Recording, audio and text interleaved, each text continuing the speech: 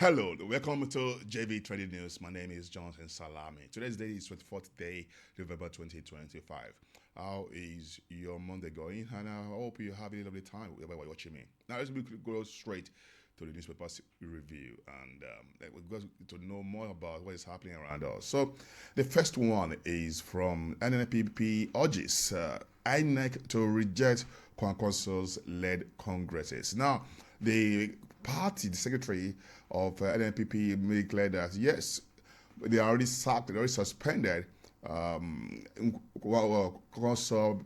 for anti-party, engagement, and that's what happened. Remember, there was time that Kwankwaso was dining with Tinubu, and the rumors was like, okay, it went to maybe put him in kind of place of power where he will be able to do certain things like maybe become the vice president in next election, perhaps to gather, to garner, to accumulate votes for APC in 2027. But unfortunately, currently now, they already made clear that INEC should obey the court order. The court order that's already made clear that Kwankwaso is no more a party member who is making the decision. It was the presidential party candidate for NNPP in 2023, but now he's no more. And again, this matter is becoming somehow interesting, and then let's get to know more what's going to happen in the nearest future. Then the next one is another Nigerian graduate dies in UK. Now, that is more of reputation or occurrences or reoccurrences of Nigerians studying abroad and then losing their lives in the process. Although this story is the person you're saying there is studied masters in Plymouth, and again the issue was that he had a cancer in September, was diagnosed with cancer, and he has been battling with the case till last week. Otherwise, when they one mask there, they created GoFundMe and to attend to his health challenges. Unfortunately, he passed on. Now they are looking for money for his burial in UK, because in UK, they don't really.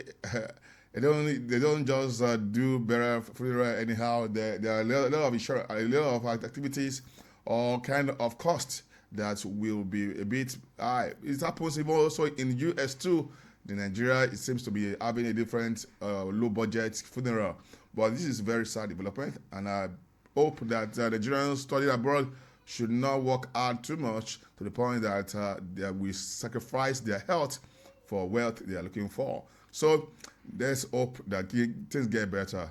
Then the next one is mass abduction crisis. Tinubu pulls 100,000 policemen from VIPs rather. Now that is to show that more than 1/3 of policemen in Nigeria, they are protecting very few people. That is very, very bad and insultive. It is unpatriotic and unfair to citizens of the country. Whereas policemen are meant to be protecting the people, not very important person. VIPs, everybody is important in this country, and that is very, very kind of development that's coming up there. It's already a sign.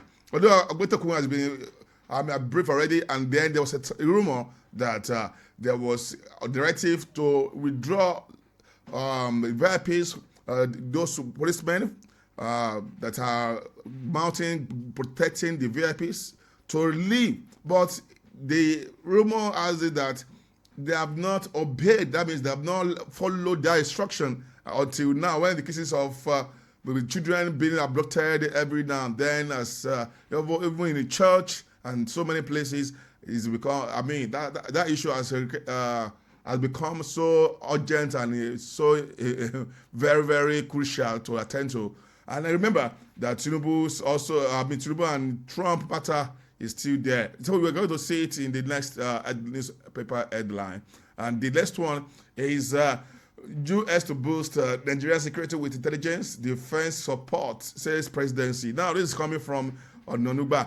This is special advisor to Tinubu, and I hope that this matters. We try to be to sound like it's a collaboration, according to the report, that it is more of like, okay, the US is they're not coming to invade us to attack us, but they are trying to collaborate. Although we have a lot of representatives from the security apparatus or security sector.